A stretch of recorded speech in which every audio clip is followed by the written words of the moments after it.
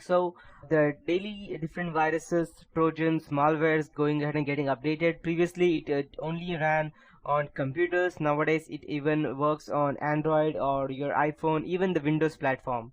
So you need to know each and everything, and when you are going ahead and gathering information, let's say you are a penetration tester and an organization has hired you, so you need to make sure that you use each and everything up to that you have under your pocket, inside your pocket, to go ahead and try to penetrate this organization, because that is your aim. You need to know, you need to think from a malicious hacker's point of view as to how would they try to gain access.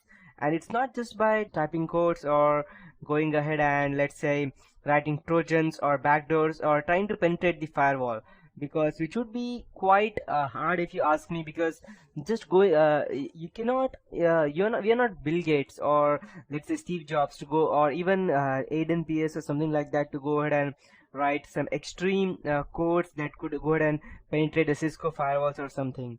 So that does not happen in our day-to-day life as you see in the movies.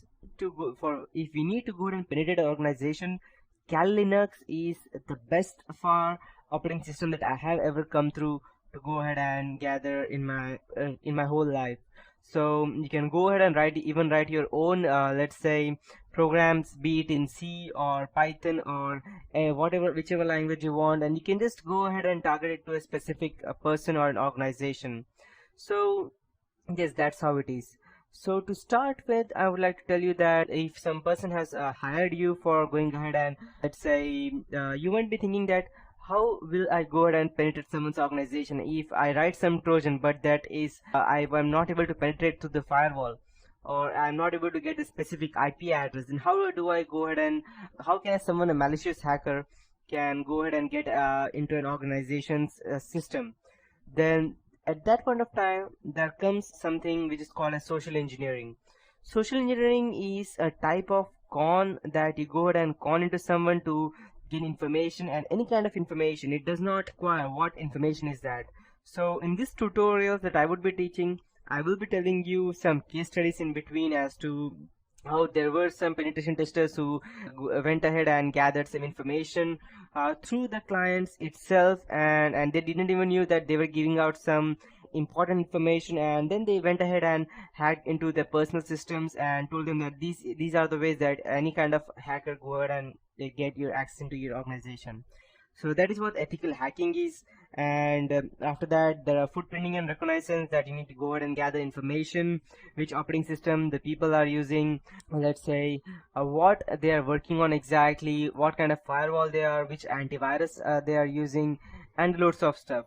After that, we need to scan networks as to which IP address they are, again, which IP address they have, what are, let's say, what are the sources of IP address, between which range are they exactly, things like that. After that, we need to go into system hacking, trojans, backdoors. We need to know what viruses and worms can do. And when we talk about viruses, virus, worms, trojans, backdoors, malwares, these are all different things. There are multiple types of viruses like polymorphic virus, or you can go ahead and take something like, let's say, the Trojan, which is the most famous and the dangerous one, because you don't actually know what it is doing in the background and what information it has already given out. That's the reason. And viruses and worms normally go ahead and destroy your computer, whereas Trojans and backdoors give out your information from your computer to someone else. So at some point of time, virus and worms, I am not saying that they are good enough, but they are not the worst part, because okay, fine, my system is damaged and they have corrupted all these firewall or something, so you know what is happening. But in case of Trojans, you don't actually know.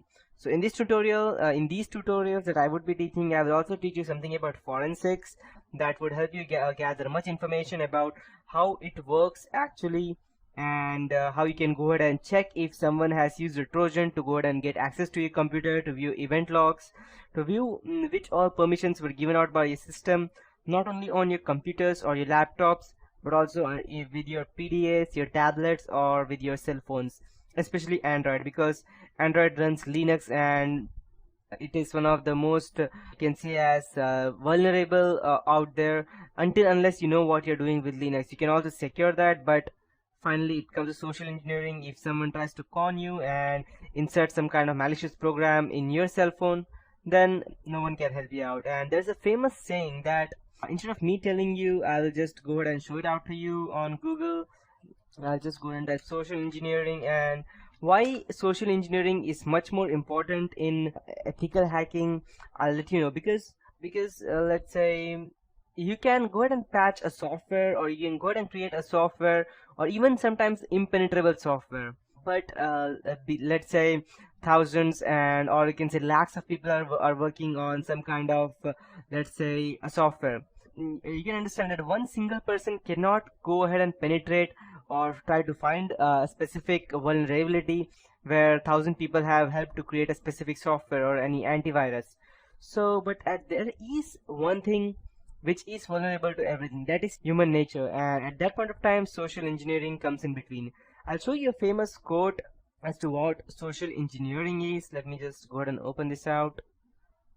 Okay, as you can see over here that social engineering is the clever manipulation of natural human tendency to trust. So, and this is my favorite part over here.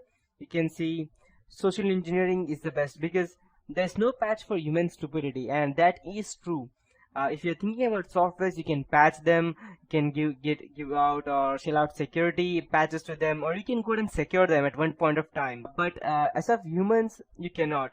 There are different types of ways in which you can go ahead and gather information, and the person who's standing in front of you, who is giving you out the information, won't even know that he is giving out information.